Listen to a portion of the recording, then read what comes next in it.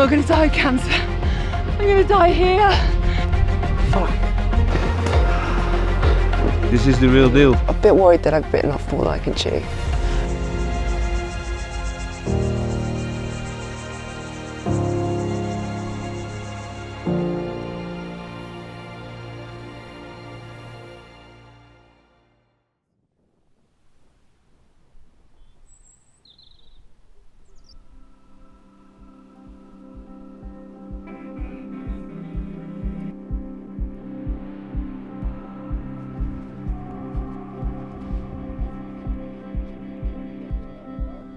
I found out with my PTSD, I always find excuses not to go. I need to stop backing out of things and making sure that I'm pursuing what I really want.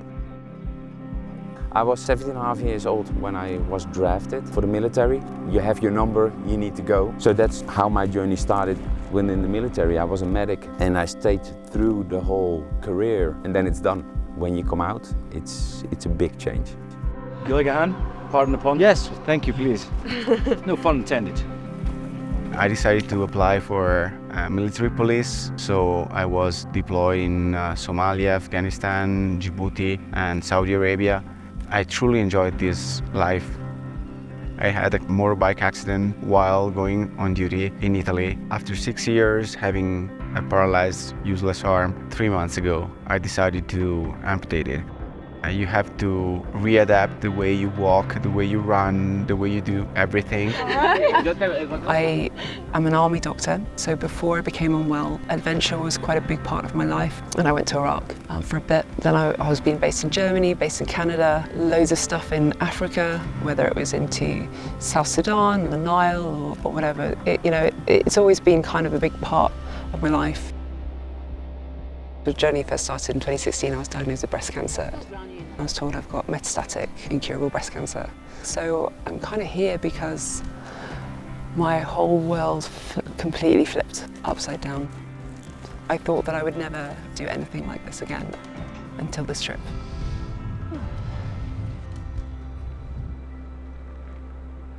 This is really about what we're going to be doing for the next few days, and I'll sort of talk through the agenda and what we're going to be talking about. We are here in Colorado and we are going to summit Mount Herod, which is 4,000 meter peak. And then descend from that, go back to our base camp, rest there. In the evening, when the weather freshens up, we're going to set off and traverse the dunes and finish in a riverbed, which is then going to lead us to the end of the trek. Good to go? Yeah. You ready? Yeah, I feel good for a minute. I think so, yeah. When I was 18, I thought, you know what, I'm going to change the world. So I went to Bosnia, and you come there and people don't want to change because you're there in their environment. Bosnia was for me absolutely the trigger point. You get flashbacks, like last night, good example. I heard at 4:30, I heard a chopper, and it immediately brings you back to certain events, and yeah, after that you're lying awake, you cannot sleep anymore. And I know we're in an area that it's all good, but still, you always have that memory. It's always visible for you. It's only with I guess with things like this that you get to test your limits and test your boundaries. I had some really bad news on Friday about a scan. When I came out here, it's really on my mind. Like this, I've been going to work every day, commuting every day. And you come out here and you look at the mountains and you're like, I don't want to sit in traffic anymore. There's lots of things about being told you've got a terminal disease, a terminal illness that is hard, but all I have is, literally all I have is right now. And then we all had a big laugh, and then Michelle started singing some sort of Dutch drinking songs. We were like, okay, cool, off we go again, you know.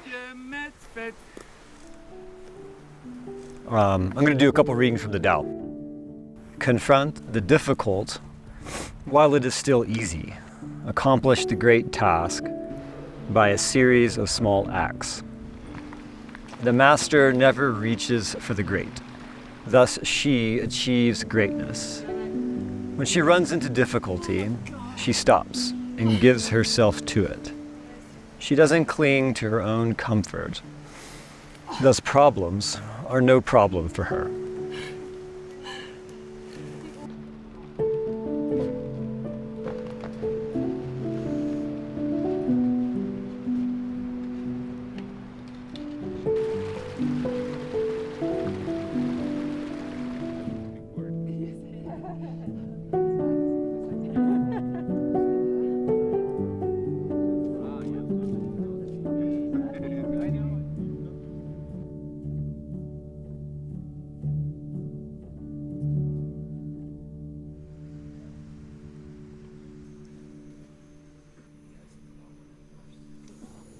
So today is summit day, woken up and it's a beautiful morning.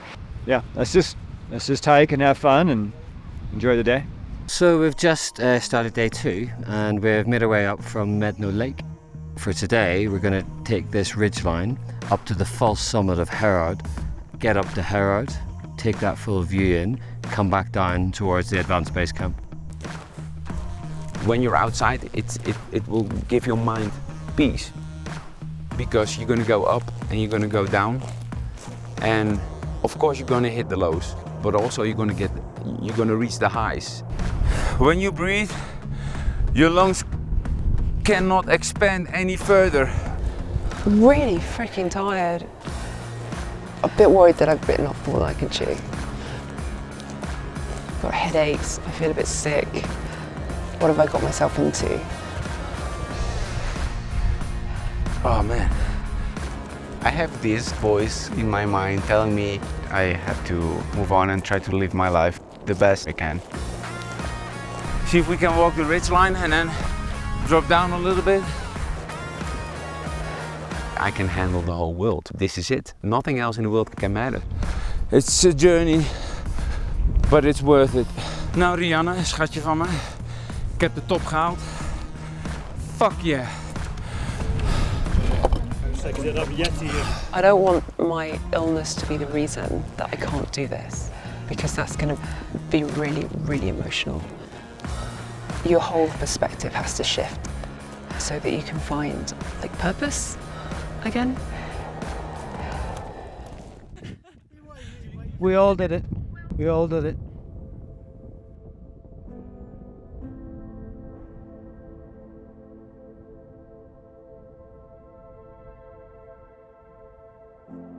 I was told when I was diagnosed I would be dead in 5 years, and that was 4 years ago. I haven't really reflected at all about like trauma or what I've been through, but I was thinking like, right now, this is amazing.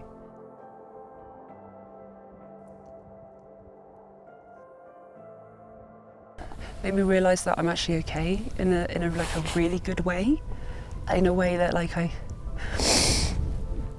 sorry. Fuck, sorry, excuse me. That took me by surprise. Yeah, like I'm kind of doing okay. This is really good. Like I feel like this is like a launch pad, like getting here, and I'm not spending a lot of time thinking about what I'm going through. Just this is really, really cool. Like, it feels like the world is really big, and it's still like available to us all. And you don't have to think about what you've gone through. You don't have to think about what you've gone through.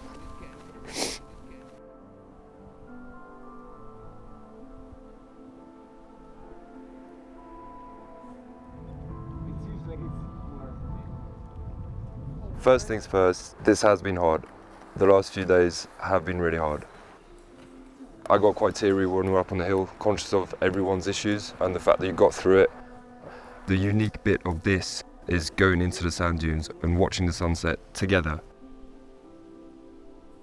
What makes me happy about this experience is I am able to do it with people with different disabilities, and we are all together as a group, and we have a purpose to do it together.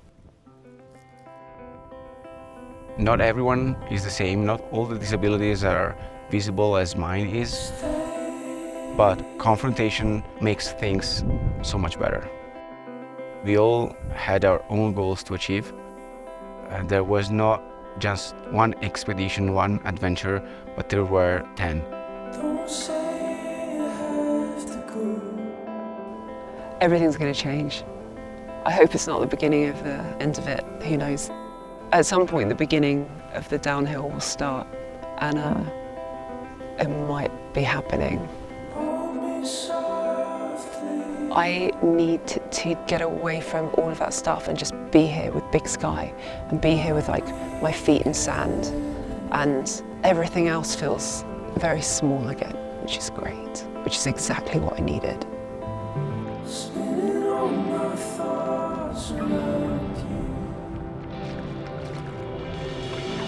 Seems you have my heart,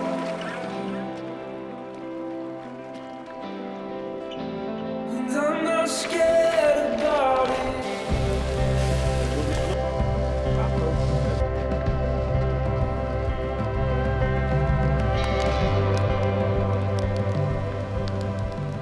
He says, why not stay out there in the wilderness the rest of your days? Because that's not where the people are. The final test is how well does your experience of the sacred in nature enable you to cope more effectively with the problems of mankind when you come back to the city. I woke up really early this morning before anyone else, and I was sitting with a cup of coffee in the hammock, having a think about the last few days and some of the experiences I'd had, interactions that I've had with some of the other guys here, and that I am so lucky, which had become a mantra as I was walking around. Head down, I'm so lucky, I'm so lucky, I'm so lucky. And I'd look up and be like, I'm so lucky. And like, yeah, just with every breath. When I felt really at my lowest on this trip, then yeah, it was gratitude that really got me over the top.